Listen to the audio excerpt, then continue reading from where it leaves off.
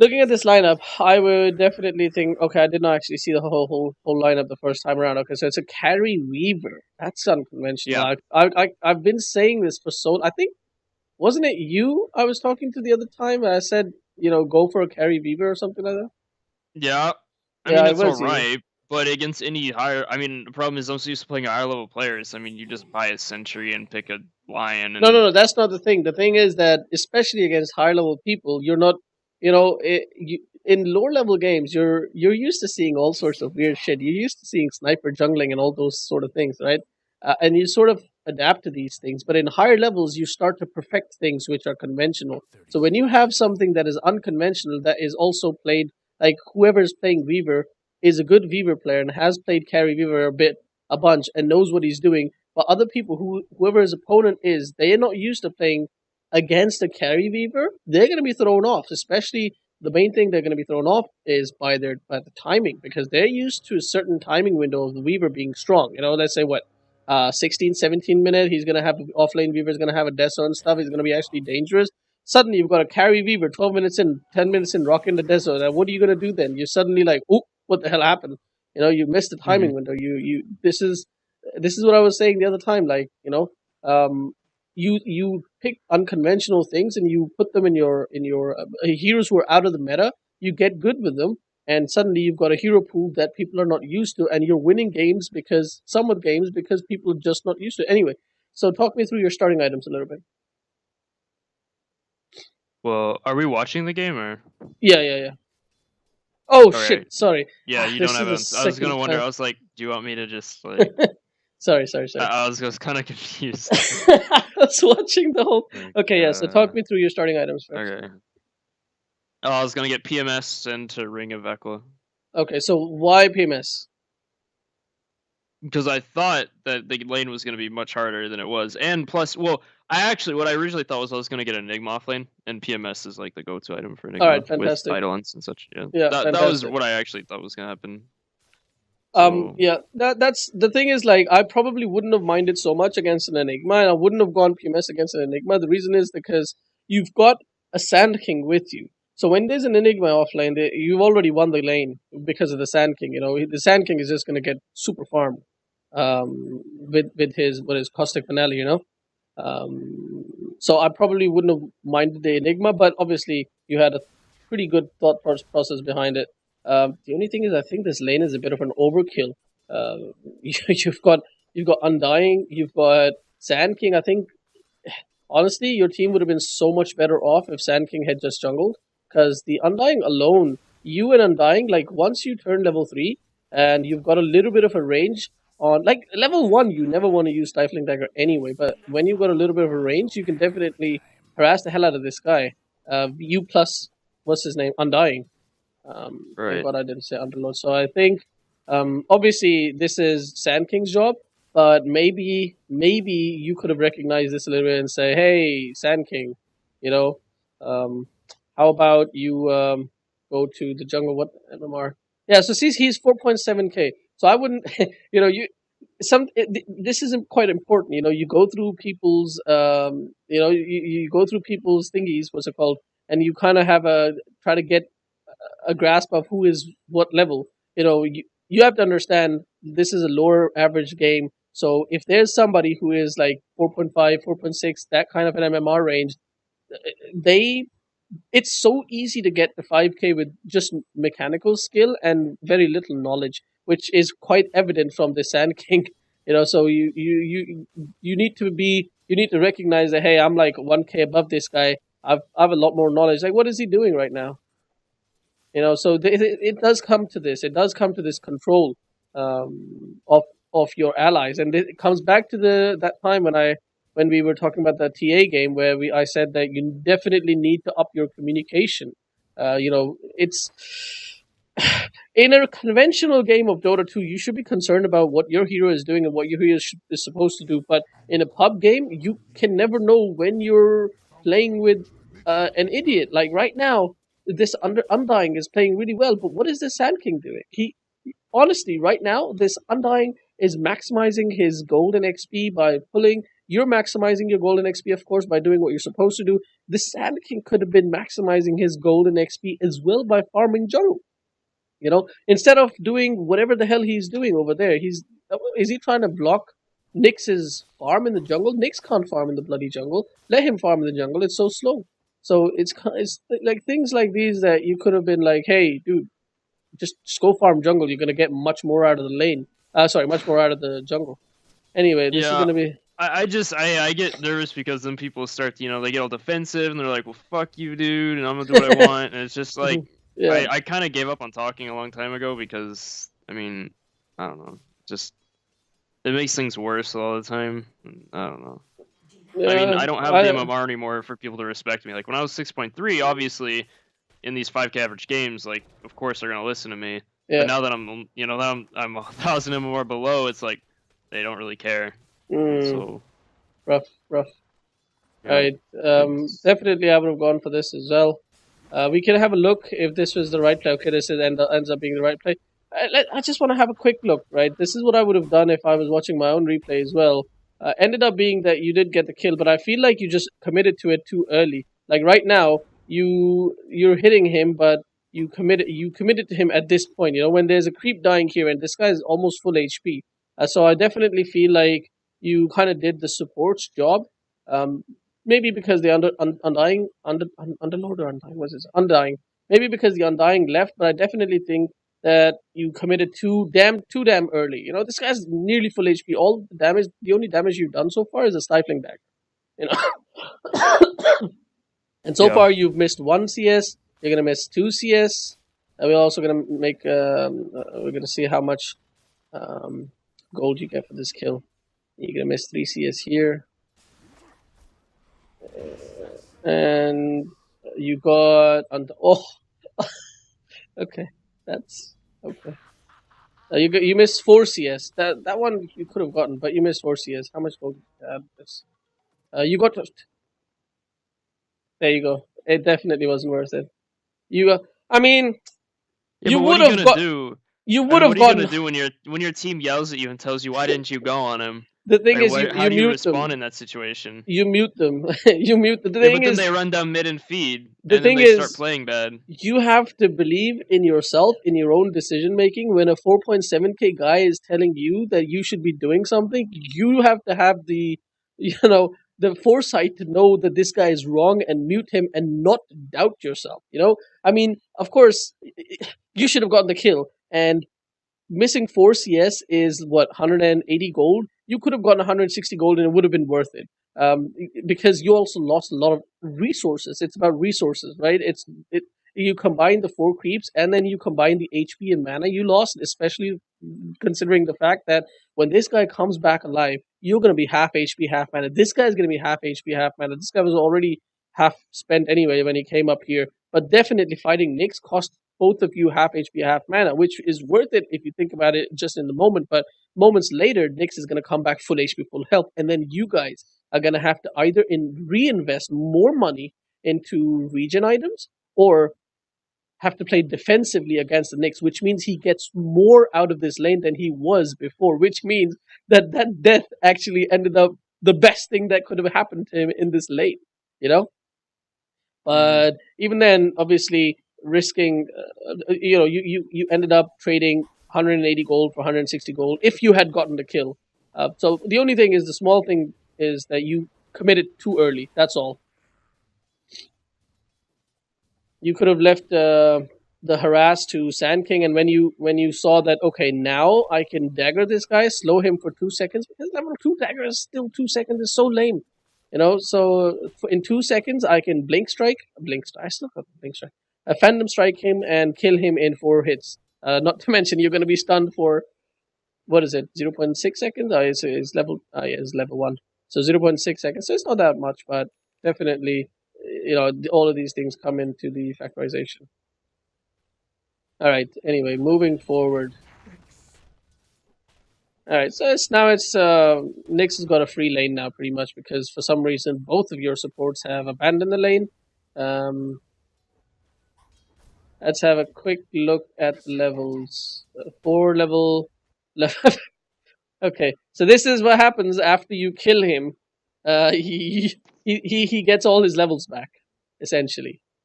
Not only that, but he's actually um, I wouldn't say he's doing too well in the farm department, so it's okay. But yeah, one big mistake that you're making right now is, let's see what when this courier delivers what you're getting, because you definitely, when you had that one, okay, Sand King helped you out. Benefits of a slightly higher MMR bracket. But yeah, what I was trying to say is that when you had one Tango left, you definitely should have considered buying more HP region, because you're not going to get any region items for a very long time, right?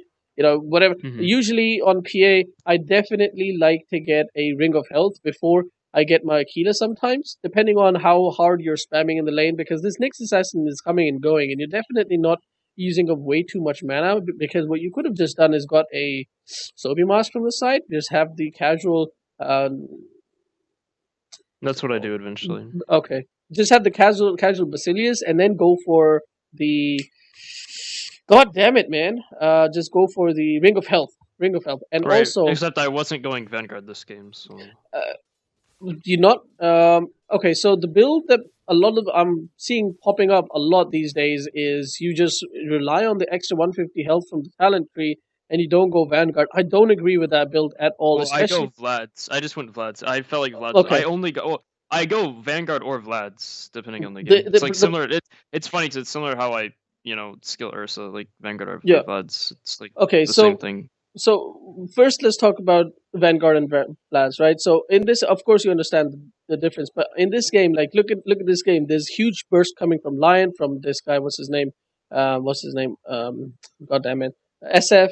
There's huge burst coming from both of these guys. And then I feel like it just benefited my team a lot, and I felt like the PMS was really useful for me early on, or was going to be really useful. My thinking was going to be really useful early on. I mean, you can sell it and buy it, because like you're not going to get Vanguard at 5 minutes, right? The earliest you're going to get Vanguard is what, like 10, 11 minutes, because you need your Aquila as well. So it's going to take a while. So you could have definitely waited about, kept this poor man's shield until you've got all the components and go Vanguard, because I definitely think you need the extra HP in this game. There's lockdown from Nyx.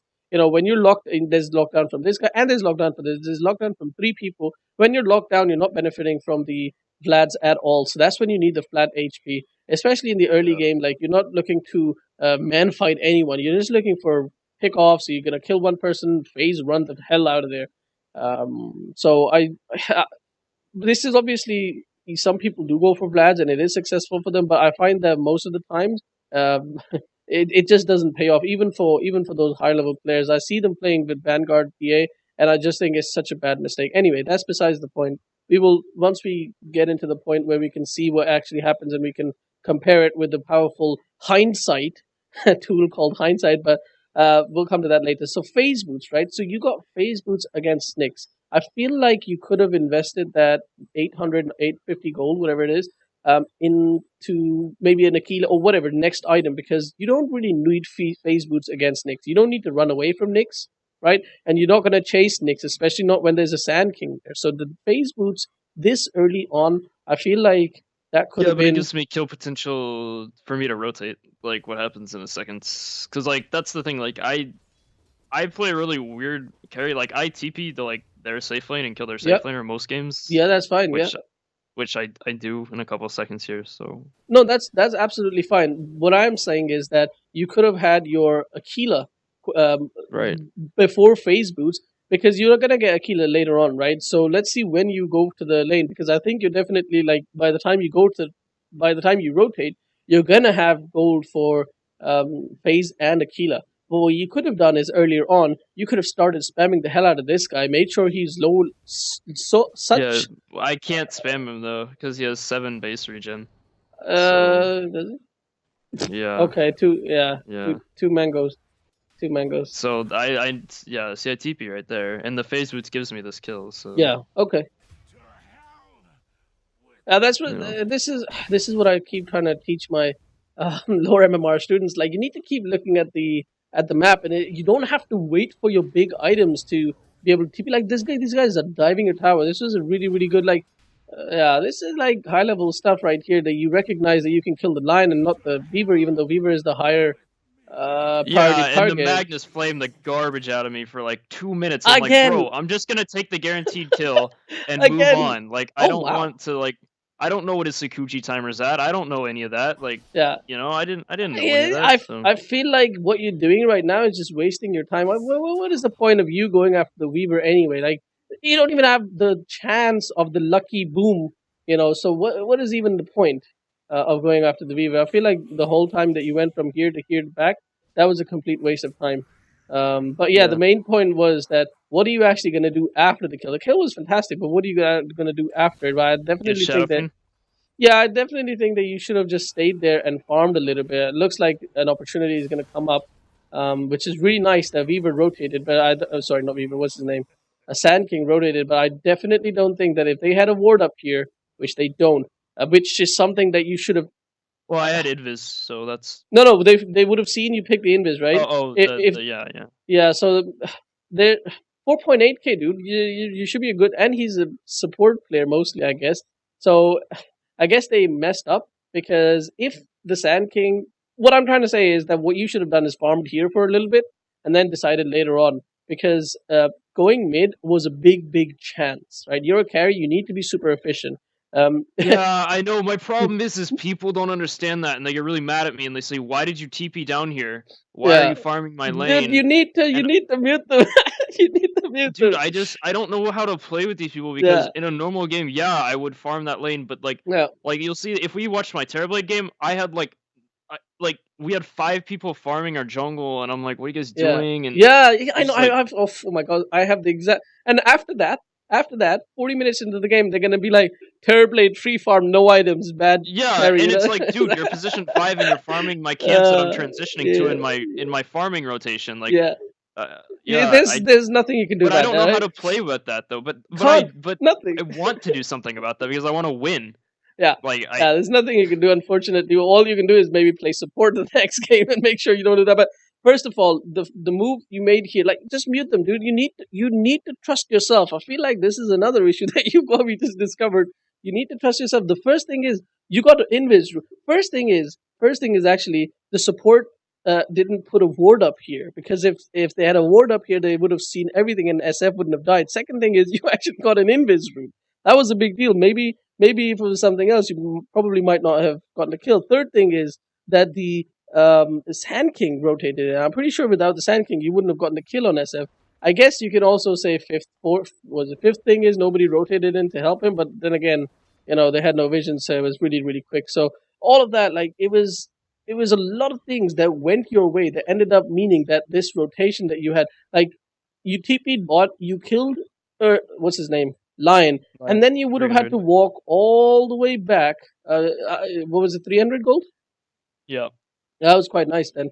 Then you would have had to walk all the way back top, which means you ended up spending 50 gold for the TP and then waste like what, 40 seconds traveling, walking all the way back, risking dying in the Yeah, middle but of this. I can't. Well, I don't know. Do I just do it and like do I just let them get pissed off and run down mid? Because Absolutely, like okay, because absolutely. that's why I stopped. Because at 6.3, I got really cocky and I started just like doing whatever I wanted to do. And people like I had people run down mid and feed, and like every other game because I Mm. would do whatever I wanted, and they'd just be like, "Oh, well, screw you for farming my lane," and they just do it. It's like I stopped Uh, doing that because I like wanted to win. yeah. No, But well, maybe I should that's do the that thing. again. That's another thing that I see very often in my coaching sessions that people try to justify doing the wrong thing even though they know that it's the wrong thing. Making a weird item or making a bad play, and they say, "Hey, you know what? In our bracket, in this game, this move was required to win." I don't disagree with that. I agree with that 100%. In the words of No Tail, when the game goes full retard, you have to go full retard. You can't go half retard. But the problem is when you get used to that, when you get used to making the wrong play, then you don't know anymore which is the right play, and that is, my friend, when you start decreasing in MMR. You need to make the right play, need to make the play that is the correct play, regardless of whether a different play is going to help you win that particular game. Sometimes it's okay, but it's important to keep in mind that this was the wrong play. So Yeah, I mute the knew it guy. was, but Yeah, mute the guy because you would have lost so much if you hadn't gotten that SF kill. Literally, the going down to kill Lion would not have been worth it. literally wouldn't have been worth it. Not to mention you leave the next free farm top. I guess next free farming top isn't that bad. Not as bad as, I don't know, like a Weaver or a Magnus off lane or a he Void, ends up something like that. carrying the game, but yeah, Really? He gets a Dagon 5 and just picks off our Invoker like 8 times. I mean, that's another reason. Like Dagon as well. There's more burst damage. So definitely, I think Vanguard. Yeah, Vanguard was crucial this game. I feel there's just nothing that can beat a Vanguard SOPA by the if you get a good timing on your items. I like going that build, but I don't know. For some reason I just felt like I don't know. Against a right clicking build, yeah, definitely you have to go for a Vlad's because you get more HP region, more than 250 from the region, but it's the burst. I think this TP might have been premature. Yeah, because the biggest reason why this TP was premature is not because, first of all, they weren't really diving anymore, but I get a kill here though. Yeah, the biggest thing is you didn't have your allies here, and there was no indication that Magnus is gonna TP. Like now he's TPing, but for the past 3 seconds, 4 seconds, especially when you TP'd, once again this was a lucky kill. This particular one, look, why would this line go over here? His team is over here. What the hell is he doing going over there, right? So this was a really, really bad play from this line. He really shouldn't have gone there. The reason why your TP was bad is because you TP'd here, and it was somewhat I felt like I could actually go on them though because they didn't have Midnight Pulse, and the Enigma was only at 200 HP or 300 HP. So my original plan was just to wrap on the Enigma. But you were definitely relying on the Sand King getting. The Sand King doesn't even have Blink, by the way. So you were definitely relying on Sand King doing something with his level 2 burst, right? And mostly you were kind of relying on this guy. But then again, he's only got his fresh level 6 right now. So I feel like just PA. It was more like you were alone versus 3 heroes, and it's not like they could have killed you, but it's more like how can you kill them, But yeah, you. Oh, did that? This sucks. Did he? No, yeah, it hits, but it doesn't matter.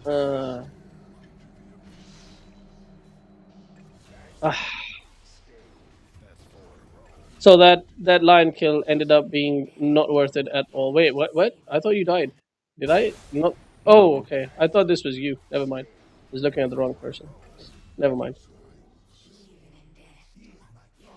Oh, I wish I had dust so bad.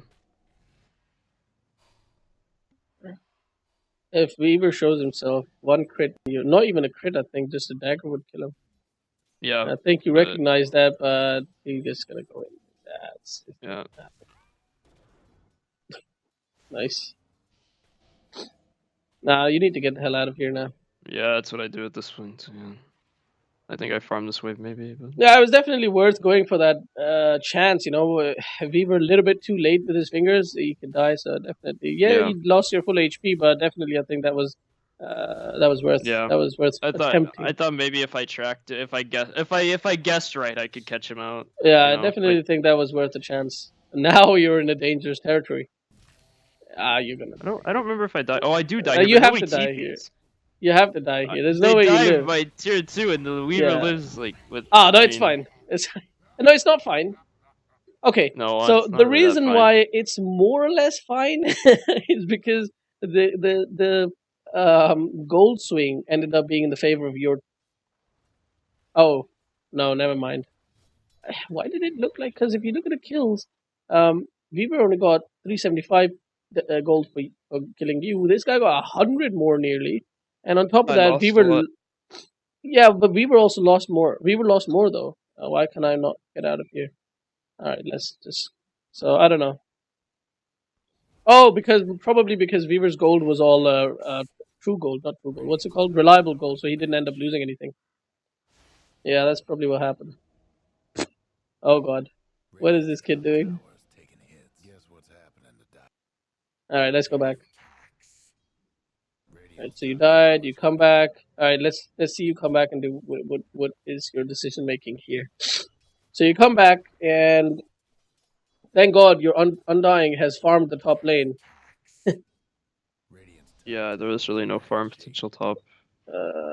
You kind of didn't have any choice this is not a good choice, obviously, to come to this lane because you're not going to get much out. The only thing that you can do is try is the key word here. Try to get some kills, I and dies. there you go. Honestly, This is what I was about to say. Like you can try to get some kills, but you're risking your life. And the thing is, like right now, you can't. TPing, the first TP that you did was fantastic, obviously, because they were diving your towers, they were panicking, they were in a state of panic, they were low HP, low everything. You yeah, had but full there's nowhere else HP. to farm on the map. I mean, it's just You like you Invoker's had to taking the go. jungle, Undying's farming You top. had to go Like, top and wait for the next creep wave, essentially, because the thing is, like, you took a big risk here, and yeah, that that seems so dumb. Yeah, it's just like I don't know. it's not the most This game efficient. this It's game I felt like there was no farm anywhere. which is kind of surprising because Undying doesn't need farm. Sand King should have jungled and gotten his blink dagger, and then he just needs to go and get kills. But I guess now you've got farm, a little bit of farm at least. There you go. You've got empower. Um, Going into Only like dangerous the third time I get it all game. I only get it once like again. 3 times. You're going into dangerous territory again. Where you are farming right now. I saw Okay, the Weaver now top, you see him. so Now you see him. Now yeah. you see him. But before you didn't. So Lion stuns you.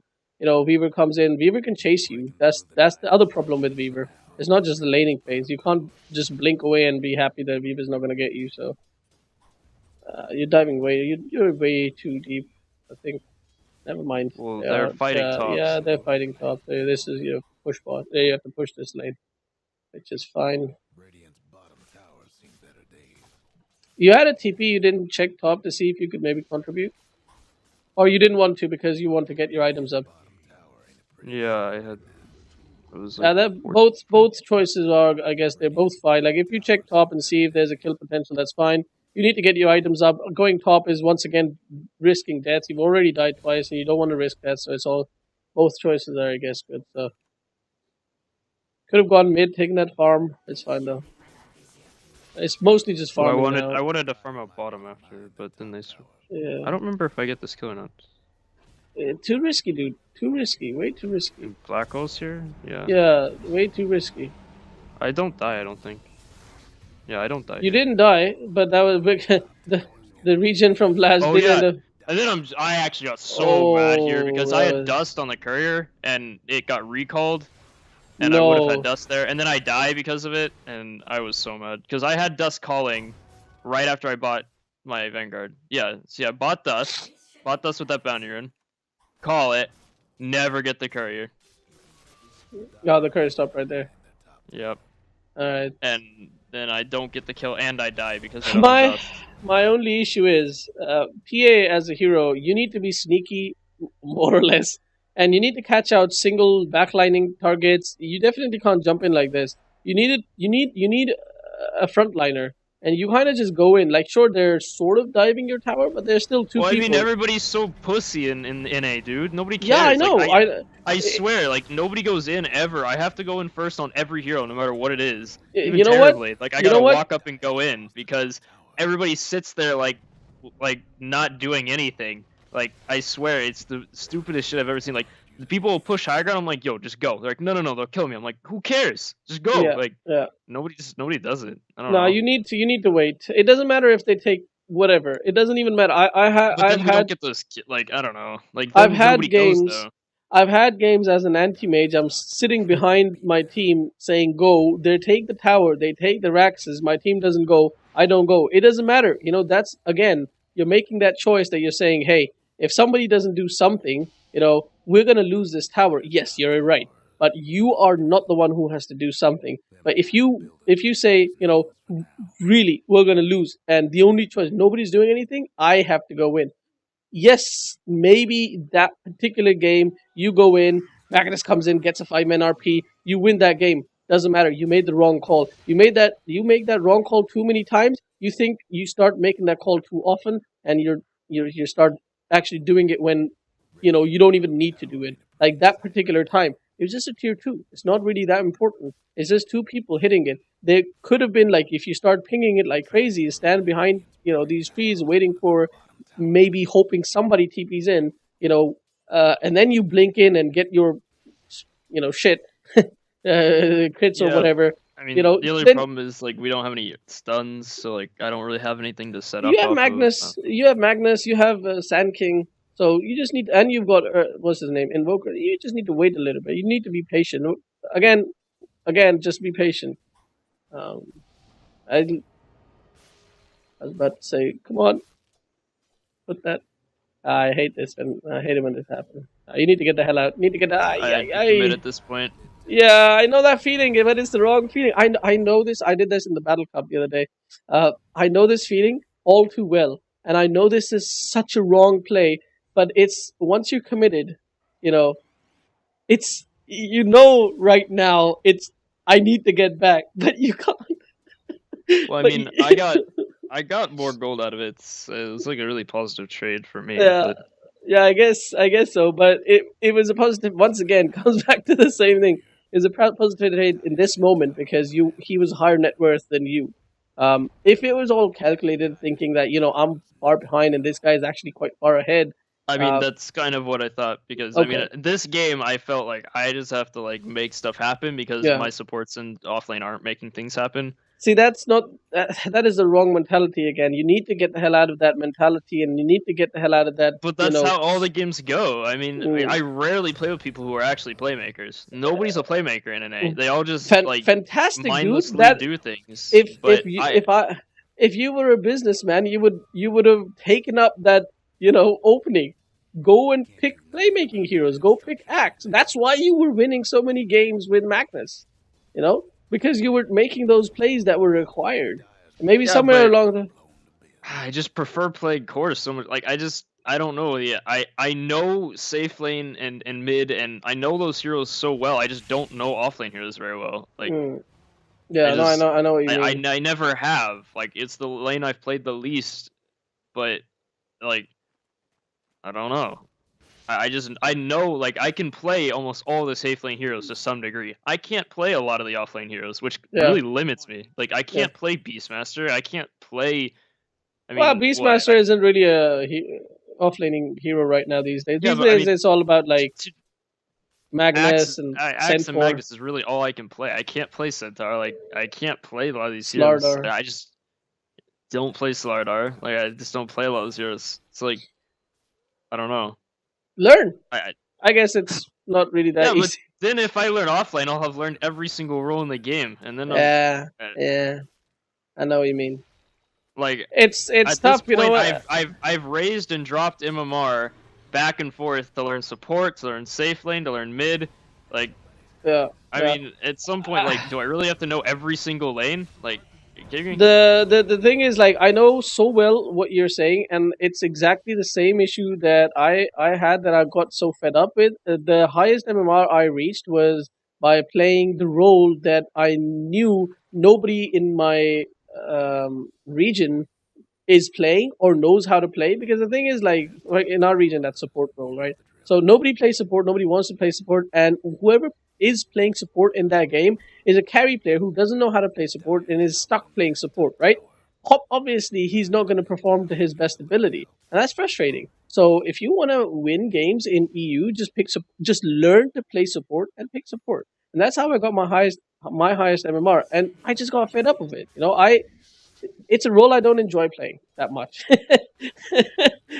Surprise, surprise. I mean, I hate it I don't like it as well. I mean, I play it fine. I mean, you look, with a 7K guy, I was like, okay, I'll play support, whatever, and I did fine. I was like 12-0 on Oracle, aiming at like 15 minutes, but. I mean, but the question that it comes down to is... I don't like that because I'd like to play support occasionally when the time calls for it, and I queued with Sumail or somebody that I can trust, because in all fairness, I don't trust anybody below 6.5. It's about trusting yourself that you will play a better support or better offlane than whoever picks offlane or support. That's sometimes actually it's not enough, man. I've had it's not. No, it's not. Like, but you're gonna win 50% of the games, right? Or just a little bit more. So you are gonna. There will be 100%. There will be 50%. 100%. There will be 50% roughly games where you will make that effort playing that shitty role that you don't enjoy playing, and at the end you're gonna see all that effort wasted, and it's gonna be sad. So You need to. At the end of the day, it comes down to: do you want to enjoy this game, or do you want to gain MMR? And for me, the thing that ended up being was that I want to enjoy this game, which, at the end of the day, it's now at the point where it's really not enjoyable even. So I don't know. These developers need to do something about this. Not We that's have not. South Americans on ours. It's so terrible. I don't know. Yeah, they need to do something about regions for sure. It's pretty frustrating. Anyway, but I mean, I don't know. So It's your farm decreased quite a little bit. Like, you should have had a deso by 18 minutes, but now you've got a deso. You should definitely stop farming, because this is a big power spike that you've hit, and this is literally the time to stop farming. But you're still. It was really stupid. I asked Sand King to come closer the SF so I could is blink gonna to him. The SF is gonna kill you. Yeah. Oh, SF I asked him come closer so I can blink to you so I can TP out, and then he's like, "No, I'm good." I'm like, "Oh." I was literally like coming in, and then he walked right next to me, and I'm like, "That's not what I meant." Whatever. You did see the SF coming here. I mean, he took a long time, but you were aware the SF is coming, and you took that risk for the tower. Yeah, I did. Add a power spike as well on top of that. Like, you could have TP'd out long time ago when you saw the SF moving. In fact, when you had the Desolator, you should have been like, "Hey, Magnus, you've got ult. Let's go. Yeah, get an RP, empower me, get an RP, Invoker, come with us. 23 minutes. He has to have his power spike. He does. Dude, what the hell is this? I just don't talk like that. I don't know. I just I think it, but speaking it is so much more difficult. You need to communicate, dude. It is so crucial. You need to say, well, you had your power spike. That's the main thing. You have your power spike. You have to look at this little button. Does this guy have RP? Does Sand King have ult? Let's go. Let's smoke. Hey, man, let's go smoke. Oh, you just stand in one place. They see the carry standing in one place. They're going to react to it. They don't want their carry to not farm. So they are going to go and do something with you. They're going to smoke. 9 out of 10 times at least. This is really hard, because now you're being forced to defend high ground without two heroes. One of the main heroes who defends high ground isn't there. So it's a very rough. But yeah, you just need to stay back, and if it means the tower dies, then the tower dies. I really, really don't want to see you jump in and make any play here. I do at the end, but that's only because that's only because my Magnus is standing. His positioning was so bad. He was standing like right up on our high. Like, I jump right here. Look where Magnus is. Like, I mean, dude. That's not the thing. But, I mean, I'm expecting him to come in and I've got two stuns, 2 team fight abilities. Everybody's. I mean, I don't know. It's just. Okay, so the black hole trumps RP every single day. The Magnus. This is the play has to be the Magnus. Like, look at their team and look at your team, right? What do you call it? The Magnus is waiting for the right opportunity to come in RP. The Enigma is waiting for the same thing, for the right opportunity to come in black hole. The problem is, Enigma black holes, Magnus cannot RP. Magnus RPs, Enigma will just black hole on top of that. So you're in this situation where your hero, where Magnus is completely trumped by this hero, which means that Magnus essentially has to get Enigma in the RP. I don't know if he's a smart enough guy to know that or not, but if he is, then he is definitely making the right play, where he wants to get Enigma in the RP, and Enigma is quite far back. Maybe, obviously, Magnus is not really. I don't think he's thinking about that, because his positioning doesn't suggest so. Maybe he does. He is looking towards Enigma, so maybe he was thinking about that. But once you jumped on the what's his name? Lion? I jumped on the Lion because SF was respawning with Roshan. I was like, he's out of position on the Lion, and I just felt pressured to make a play, because it was exactly that. That was bait. That was essentially what it was. The Lion jumps in, and that's go ahead for Enigma. Enigma was just waiting for you or Invoker. Obviously, Invoker was dead, so you're the main. You're the carry. If you're Enigma right now, what are you waiting for? Look at this lineup. What are you waiting for? You're waiting to see the PA. To make sure SK stuns. I mean, yeah. No, SK is like dead. Like, he's just waiting to see the PA. He sees the PA. He's just gonna black hole. He doesn't give it. Like, if I'm the what's his name, Enigma. Like, you will never, as an Enigma, you will never get the SK in your black hole. SK trumps Enigma. Just like Enigma. Somehow so yeah. So he's not. So all he wants to see is the PA. What your play should have been, maybe, is it's not your play, it's Magnus's play to get the Enigma in his ult, and then your play is to kill the Enigma before he gets his RP off. So it's a tough situation, but definitely not something that wasn't doable. But you guys kind of just, you could have defended high ground once the Invoker was up, but this is where you guys have already lost the game. There's no comeback from here. Yeah, no, the game ends right here. Yeah, so. yeah. There's no way you guys come back now. That black hole. He waited for the right opportunity. You also gave him the opportunity. I always feel like I'm forced into the playmaker position even when I'm not playing the hero for it. Yeah, this is really frustrating.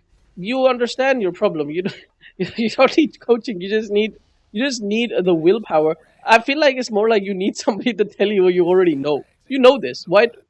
Just do it. You know, or rather, don't do it. Just be patient. If your Magnus doesn't make the right call, you know what would have happened here? You would have lost the racks. You know, actually, you would have lost a tower. Let's go back. It's important to see these situations. Like, you lost a tower, and you would have. This guy's dead. You know, Invoker's coming back in 4 seconds. Invoker comes back. That means you guys again have a higher chance of defending high ground. On top of that, Enigma obviously doesn't have BKB. That means Invoker comes in. Invoker sees Enigma ulti. There's a chance Invoker can tornado this guy, cancel the black hole, and Magnus follows up with an RP. Like, these are all just hypothetical situations, but point is, Invoker would have been alive. There would have been another person. This would have been a 5v4 fight because SF was dead. Instead of this being a, I don't know. I just felt like this was like the only moment I was gonna get was when SF's on Aegis timer. You were super impatient. I thought I could catch them off guard. You know, they just took the tower. They're like, the line was really out of position. It's just like, I don't know. If you hadn't died there, your whole team wouldn't have died there. That means that even if you are unsuccessful at defending, at the most you lose a Rax. You're still in the game. There's still a chance. Right here, you all die and you lose the Rax. There's no chance now. Now, there's a chance that if you guys, didn't make that play, there's a small chance, but there's a chance that maybe you guys could have picked some people off. You could have gotten a better, something better at the end of the day, get a few kills on the retreat or something like that, and you live to defend another lane. Extend the game. Maybe it's a good thing, maybe it's a bad thing. Definitely a good thing because Invoker doesn't have anything yet. Invoker 25 minutes in, he still is trying to get into the game. I guess he had a pretty bad game. I don't know how was his. Never saw the Invoker in this game, but yeah, you just defended it poorly. You took, obviously at our MMRs, it's not one person. There's a whole symphony of mistakes being made here. You got impatient. You jumped on the wrong target. Magnus is not ulting the right person. I guess this guy is doing what he's supposed to do. Invoker died too early. What the hell? Where did he die? Why did he die? Why was he alone when he died? All of these things, it's everybody's fault. So it's small. So what it comes down to are small things, and you just need to improve small things to improve as a whole. I feel like your communication lacks a huge. Is still, I mean, in this game, in the TA game, in the Ursa game, you took too many risks. You took too many chances. Your communication is down. There's a bunch of problems that are coming up, and now it comes to the point where now I feel like at this point, through like, what is this, our 3rd session? I think we've gotten enough information now that you need to now first fix all of these issues. One at a time, of course. And I think the easiest one, obviously, is communication. It's putting a little bit of faith in people.